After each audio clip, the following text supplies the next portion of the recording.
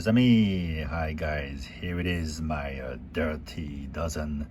Well, actually a very shiny dozen.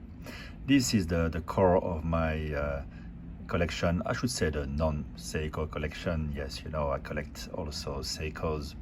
But these are the pieces that I typically wear on a daily basis. And yes, I do wear them all. I do some sort of rotation, nothing scientific. I just pick whatever works with the outfit, with the mood of the day and the activities of the day and the weather as well. On the wrist, I have repaired and actually extremely accurate. And I mean to the second. It is after a couple of days exactly on the dot. This is the Tudor Black Bay ceramic, which, you know, I'm not a strap guy, and this strap is not very comfortable, to be honest with you. It looks very good, but I'm neither a deploy and clasp nor a strap type of guy. So we'll see if it stays with me forever. It's such a cool looking watch, brilliant, but it's not yet part of my core collection. So what do I have in the collection? I have my three classic blackened steels. These ones will never leave me. You have the Omega Speedmaster Professional caliber 1861, the outgoing model, which I love. I got it for 25,000 Hong Kong dollar, pretty much the lowest price I've ever seen for a brand new model with warranty and everything. I get it, of course, from a reseller. Absolutely love the watch. Just it was love at immediately when I got it, and it's still love today. I love this case. It's just nothing like it to me. It's just so cool, all the work that goes in the case, and it's a manual wind. I love winding it, and I actually play tennis with it. I figured if it can handle rocket ships, maybe it should be able to handle tennis. Next we have the produced only for 3 years from 2014 to 2017, one of the lowest production models, the Sea Dweller 4000. That's because before the market went really hot, Rolex discontinued this. They make it much bigger, 43 millimeters now with the red line. This is a stone cold collectible that I wear a lot.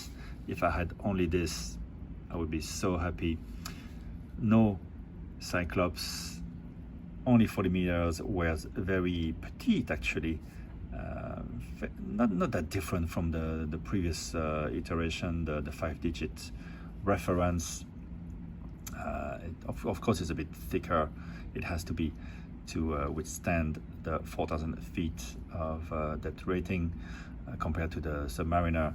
But you get all the modern stuff, the glide lock, the ceramic, and the great loom and everything. Just a fantastic watch, just a fantastic watch, and super collectible. Actually, all my watches here are collectible watches if you think about it.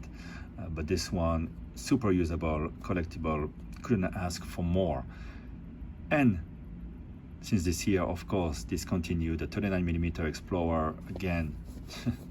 Amazing. 39mm is my favorite size for a watch, just perfection for me. Beautiful case. The 369 loom. This is the Mark II, of course, with the Easy Link that I use all the time. I love this watch to death, and I get it at an authorized dealer here in Hong Kong. It was in the window last time I ever saw one of these in the window. The only model I saw after that would have been the Bluesy and the two-tone subs that were there for a while. I should have bought one. I didn't, but I did buy the Milgauss. Again, it was what, early last year, or was it already 2 years ago, that every shop in Central somehow had the Milgauss in the window, and then boom, vanished. And this is again a stone cold collectible, still in production, but for how long, who knows. It is overdue for a change of style and probably the new movement. I'll be honest, I'm not a fan of the new 70 hours power reserve with the rotor that is a bit noisy. Although my Datejust, I don't hear the rotor, but some people do report some noisy rotors because they're now lubrication free, I think, whatever. I like the, I have a big collection, so it doesn't matter if I don't wear them for 3 days anyway. They're all gonna stop, even if you have a longer power reserve. So I don't really need the more fancy movement. These older movements are incredibly accurate. This one is my most accurate watch on the dot all the time. The look is so cool, and when it will be discontinued, it will be another stone cold collectible. And I mean, there's just nothing like it. This green sapphire is just so unique. It's a bit of a thicker, heavier watch, and it's easy to scratch those polished links. So I don't wear it as much. I'm a bit on the fence. Sometimes I thought about selling it, but then again, if you consider watches as, at least Rolex watches, sports watches, as a great asset, because your bank account doesn't give you anything, no more interest, so you got to find something else. This is a great way, beautiful way to store your money, and very easy to carry with you abroad, and if you needed to sell it anywhere you want. Well, next to it, I mentioned it, they're just 41 Wimbledon dial, fluted bezel, Jubilee bracelets, like the Milgauss has the Easy Link and the non-folded clasp. This one still has a couple of stickers on. I wear it all the time. It's ultra thin. Although it's 41 millimeters, it just wears perfectly. See, it's funny, this is 41, technically this is 39, but they both wear just amazing. So it goes to show, and this is 40, this is 40, and that's 42, but all these watches wear like silk on my wrist. This one is just so beautiful, man. I feel like $1 million when I wear this. I didn't go for the two-tone model because that was just a bit too flashy for me. I think this is the right in between, and again, this dial will be the most collectible, and now the premium on it has soared right after I bought it. Actually, I bought it from a reseller, but from a second-hand shop, a very nice mom-and-pop shop, at retail price actually, but as you've seen, with stickers, like new, full set. What a great find. And after that, prices went up 20-30%. And then 79280, if I'm not mistaken, the Tudor Tiger, the chronograph here, one of the rarest dials to find. It's a copper dial, you can almost say salmon dial. It looks amazing on the skin, very, very comfortable, cool bracelet. And this one is mint with papers. Found it, there's a lot, you can find easily those Tudor Tigers, but this dial color, very hard to find. Really glad I bought it. And well, you got your baby Daytona, isn't it? I prefer the rounded case of the 79-200 series, especially from this side. It's so cool. This one has the shield, so it doesn't have the Rolex parts anymore, but I think this is the price was still reasonable. It's beyond what I paid, 35,000 Hong Kong dollar. You can get the brand new chronographs, but I find this has more charm. And inside you have a value movement, easy to service forever. And although it's quite old, it's been 10 years old or more than that, it is incredibly accurate. So it goes to show there's a reason why the value is used by so many brands. It's also a very small movement, so the watch actually from the top is very tidy at 40 millimeters, just a bit thicker, of course, than the Daytona. All right, I don't have a Pepsi GMT. Well, I do have the Tudor Black Bay GMT. It's in a different box. It's not part of my core best watches collection, and I might actually part with it because it's just nagging at me every time I wear it. I think it's beautiful, but as everybody says, it's a bit too thick. So I went a different way, and for much less than the retail of a Pepsi, I got this gem. Beautiful Reverso Grand Sport by Jaeger LeCoultre.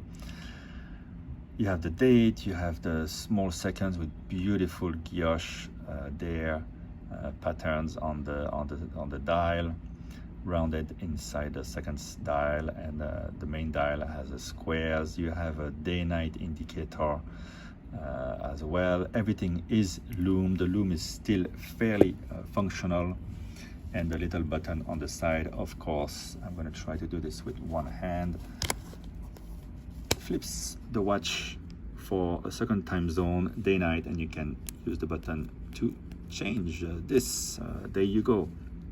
You can also, of course, use it always like this for a more clean dial and a different look with the white dial. This bracelet is just insanely comfortable. You can also find it on the master compressors and all that, and a double deploying clasp, 4 pushers with a 2 adjustment on each side, 1 adjustment on each side, of course, of 2 millimeters. This watch is a dream. Is a dream. Yes, there is loom on the side as well. Staying with our rectangular watches, you gotta have a Cartier. For me, it's the Tank American, white gold. It's a manual wind, ultra thin with all the good stuff, beautiful patterns on the dial. I'm gonna have to zoom in really close to show you that better. There you go, with the little Cartier hidden in the 7 numeral there. Very clean, no date, Swiss. You see the beautiful guilloche across the whole dial. This is the epitome of chic with the heat blued hands, of course. Next to it, heat blued hands as well on the Patek 5296R rose gold sector dial. I'll let you admire how the dial changes color as you move. See the sort of gray blue, and the white will alternate. Is great. This one has the date. It wears a bit bigger for Calatrava. I think this is 38 or 29 millimeters with the long lugs.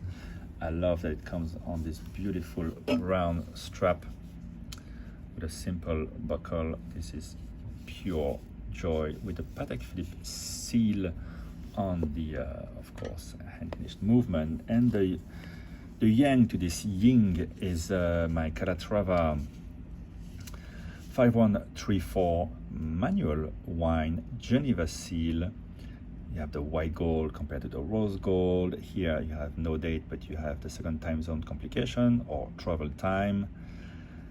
Really everything very different here. This dial configuration is very hard to find. With the 3 and the 9, you almost never see it. And the 2 pushers on the side and the crown guard give it a bigger look on the wrist than the 36 millimeters that it is. And I would just love having these complications. Here's what the buttons do.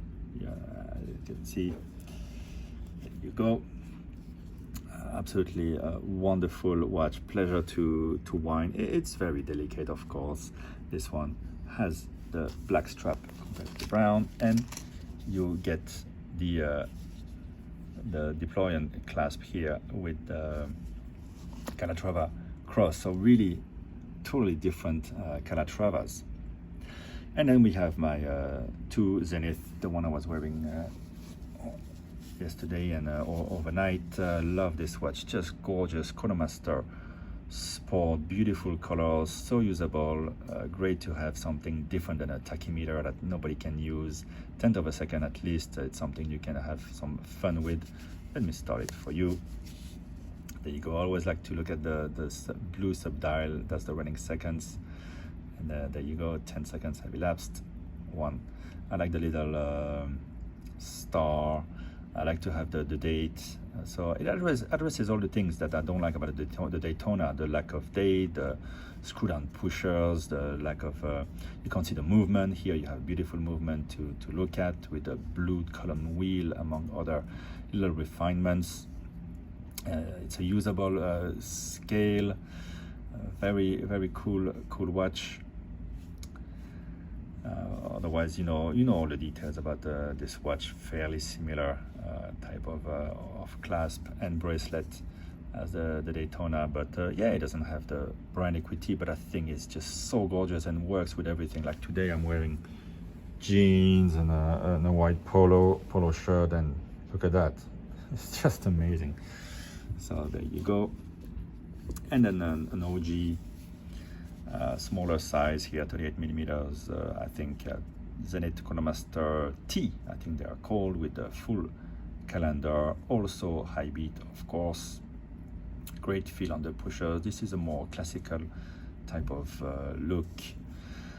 Until I can afford a Patek 5270, this will do very nicely here. I have it on a corduroy strap with a non-original buckle, but I do have the original buckle, of course. I have the full set, and this is a chronometer spec. So there you go. This is my dirty dozen, my core dozen watches. Let me know what you think of it. Is it missing anything? Yes, I would love to get a longer back in the collection one day, but yeah, too many spending at the moment on other things, so it would have to wait. Sometimes it's just as good to have something to look forward to than actually owning it. Thank you for watching, guys. Bye bye.